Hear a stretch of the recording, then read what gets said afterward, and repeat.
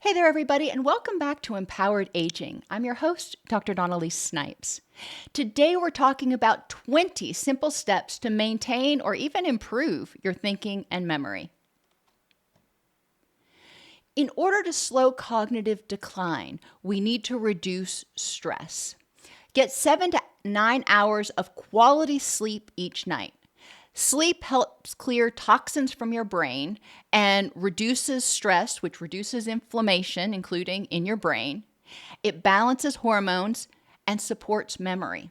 When you don't get enough sleep, you'll wake up and you still have this chemical called adenosine that's kind of soaking your brain. That gets cleared out when you get good sleep, but you don't get good sleep, it's still going to be there. And that is one of the main things that causes brain fog. So good sleep will help clear out that adenosine and help you wake up feeling clear-headed and hopefully energetic.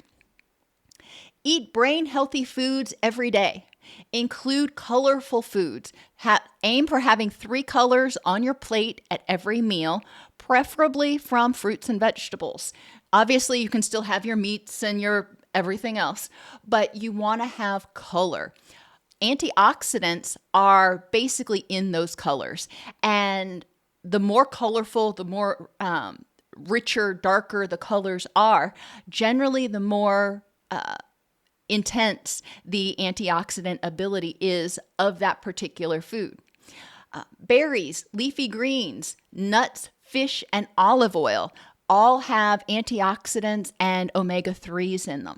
Omega-3s are a type of oil that is associated with reducing inflammation. The American diet is typically painfully low in omega-3s and overly high in omega-6s and omega-9s. Those tend to be more inflammatory. So we want to increase omega-3s and reduce our 6s and 9s. So we're at a better balance. We're at a better ratio. Drink enough water. Even mild dehydration affects attention and memory. As we age, our thirst receptors actually become less sensitive. So we don't notice when we're getting thirsty as easily as we did when we were younger, which leads a lot of older people to become dehydrated. You start to lose your cognitive functioning, your thinking ability, when you become 1% dehydrated. You don't even realize you're dehydrated at that point. By the time you realize you're dehydrated, you're typically 3 to 5% dehydrated and experiencing as much mental impairment as you would if you were legally drunk, they've found. Aim for at least 6 to 8 cups of water daily, unless your doctor advises otherwise. Exercise, move for at least 30 minutes most days. If you haven't moved a lot in a long time, don't start out by trying to go out and walk a mile. You're going to hurt and it's going to work against you. Just move. Do something that moves your body, gets your heart rate up a little bit. Maybe it's playing with your dog or doing some gardening. Something that gets your body moving and increases oxygenation. Dancing. You can also dance around, and it doesn't have to be big. It can just be little bebops in your chair if you want, but that is still movement. Improved blood flow to the brain and improved oxygenation of that blood supports the growth of new brain cells and helps improve memory and cognitive functioning. Get a physical with lab tests annually. I know I say this in almost every video, but it's that important. Check for low vitamin D, low B12, thyroid issues, anemia, or blood sugar problems. All of these can cause brain fog, fatigue, depression, and even anxiety. Manage your blood sugar and insulin resistance. When your blood sugar is high, it triggers the stress response and it triggers inflammation. High blood sugar leads to inflammation in the body and the brain. When your brain starts becoming inflamed, it starts killing off brain cells, and that's not going to help your thinking. So we need to reduce stress and reduce inflammation to maintain the health of our brain. In order to manage blood sugar better, choose whole grains, lean proteins, and avoid sugary foods. Support your gut health with fiber and fermented foods. A healthy gut supports neurotransmitter production like serotonin and reduces inflammation. When your gut is not healthy, it sends a signal to your brain that says there's a problem here. Well, your brain says there's a problem. Okay, well, that's stressful. Triggers the stress response, which triggers inflammation. And, the whole cycle starts again. So we want our gut to be healthy. When our gut is unhealthy, then when we eat all these healthy, nutritious foods, it doesn't have the microbes that it needs to break down those foods in order to produce the neurotransmitters and hormones that you need to function and feel healthy. So we need to make sure that we're keeping the microbe staffing, if you will, in our gut healthy and robust so it can make use of the foods that we eat. Connect with others regularly. They found that socializing protects the brain for a variety of reasons. Number one, it increases oxytocin. If you're socializing with people that you care about or that you at least kind of like, it increases oxytocin, which helps regulate your stress response, and it's actually in itself a powerful anti-inflammatory. So that's one reason. Also, when you socialize with others, you are stimulating your brain. You're actually working your brain, just like when you do brain teasers or other things. When you're trying to keep up with conversations, it keeps your brain active. And that can help with memory and cognitive functioning. You've heard the old phrase, you use it or you lose it. The same thing is true with our brain cells. We need to keep our brain active. Share stories or teach a skill. When you talk about life experiences, you're reaching back into those memory banks and activating parts of your brain that you may not have tapped into for a while. And that, again, activates those brain cells and helps work that brain.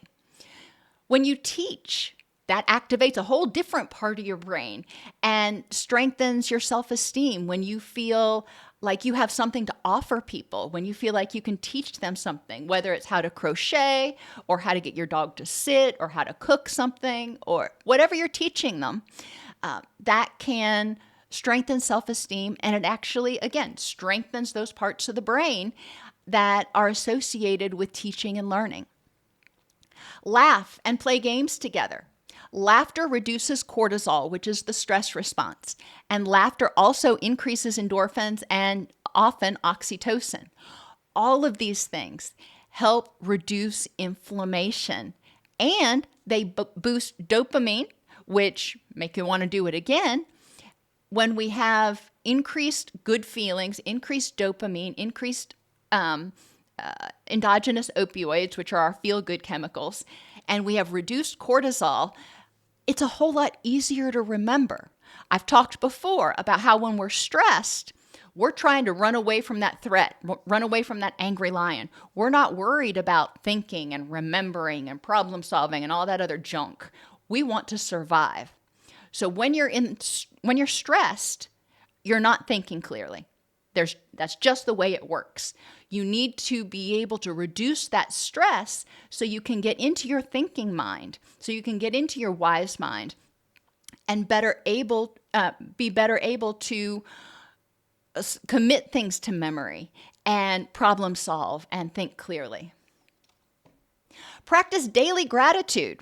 Now, sometimes I give a lot of ways you can practice gratitude. Sometimes we talk about everyday gratitude, being grateful for the little things. But today we're going to talk about sometimes when something happens, just asking yourself, how could it have been worse? I woke up this morning. I was not feeling like coming to work. I was just, I was in a grumpy old mood.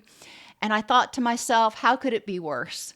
And then I thought of my daughter, who is in a really unhealthy work environment right now. And she has to stay there because she has to pay her bills.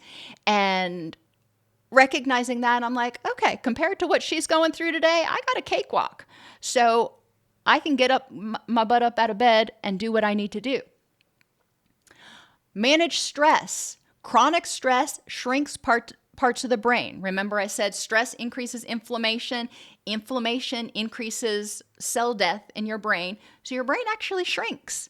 You have less of it to work with. You can do this through this mnemonic. I have a lot of mnemonics, so if you don't like this one, I have others that you can think about. Idea. When you're trying to manage stress, use this idea. Identify, downregulate, explore, and act. Identify how you're feeling. I'm feeling stressed. Okie dokie. Don't get upset about it. Just notice, how am I feeling? Downregulate. Turn down that stress response so you can get into your thinking mind. You're going to do this by slowing your breathing and heart rate, however you are able to do that. Downregulate. Once that adrenaline bleeds off and you're out of that adrenaline fog, you're going to be able to think more clearly. Explore the situation, what's actually going on right now, and the solutions. And then act with purpose. Choose a solution that will help you move toward your rich and meaningful life, and do it. You can also try talking to a counselor or support group to help you process grief, anxiety, or trauma in order to reduce cognitive overload. If you're holding on to grief, if you're holding on to anger, if you're holding on to anxiety, all of that is very stressful. So you've got constant chronic stress in your body, just trying to hold on to these things and keeping a lid on it. By clearing that out, you are reducing stress, you're freeing up energy, and you're reducing inflammation. This will help you improve clarity and improve your ability to think clearly and hopefully more optimistically. Exercise your mind by learning something new every single week, or even every single day. I try to learn something new every day, even if it's just a new crochet stitch. Wow, I can't talk today. Read, watch documentaries, try a new recipe. Novelty keeps the brain adaptable. So try to do different things, because learning a crochet stitch may activate a place in the brain over here. Reading a book may activate something over here. Learning a new song may activate something over here. So you're activating different areas of your brain, kind of like when you go to the gym and you strengthen different muscles, you're strengthening different areas of your brain, which helps your brain retain its plasticity. So when it's always worked, it doesn't get stiff and rigid. Write things down to reduce stress and organize and recall information better. Sometimes you just got a lot going on, and trying to keep it all in your head can feel stressful and overwhelming. Well, you certainly don't want to increase stress if you don't have to. So write things down. There is no shame in writing things down. There is no shame in having push notifications so you don't have to remember, oh, when is that appointment that I've got? Do brain challenges like crossword puzzles, Sudoku, puzzles themselves, or any other brain stimulating apps that you can find that you find enjoyable. 10 minutes a day can be enough to just exercise your brain a little bit. And repeat and teach. When you teach something, you are manipulating it in your mind to figure out how to communicate it to other people, which really strengthens the connections and help you remember how to do that. When you learn something, even just repeating it back to somebody, like when my husband tells me, here's how you get from where we are right now to where you want to go, and he gives me these directions. I can't find my way out of a paper bag, so that's actually a challenge for me. He'll tell me what to do, and I'll say, okay, so I'm going to do this, this, this, this, and this. I repeat it back to him, and he says yes. And I'm like, okay. By repeating it back to him, I have strengthened that memory pathway, so I'm more likely to remember it. When he's going to the grocery store for me, he says, I tell him what I need at the grocery store, and before he walks out the door, he's like, okay, what am I getting at the grocery store? You said we need milk, bread, eggs, and peanut butter. Yep, that's what we need. And sure enough, he remembers when he's at the grocery store. Keep a clean, organized living space. Clutter overloads your brain. Simple, tidy spaces reduce mental fatigue and confusion. Even if you are not a clean freak, the more clutter you have, your brain looks around and tries to make sense of it. I had a colleague I worked with one time that said your outside often reflects how you feel on the inside. And when you feel cluttered and disorganized and foggy on the inside, generally that's what your space looks like. So by cleaning up your space a little bit, getting some organization, you will often reduce stress. Now, I don't mean you've got to go super organize everything. Get a bin. And in that bin, you can keep all of your mail and everything. You don't have to sort it out, but there's that stuff. And then you've got a bin for something else, and you've got a place you leave your keys. So you don't have stuff everywhere. And finally, morning sunlight sets your internal clock or your circadian rhythms. Your circadian rhythms are involved in every aspect of your being. They impact your hormones, they impact your neurotransmitters, they impact your cortisol levels. So you want to maintain your circadian rhythms.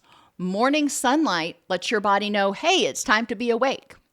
And when it gets darker towards the end of the day, and when it gets cooler toward the end of the day, your body recognizes that as time to start getting ready for bed. So your circadian rhythms help regulate your sleep, as well as the hormones that go along with everything you do during the day. Stress and inflammation cause brain fog and speed up mental decline and cellular aging.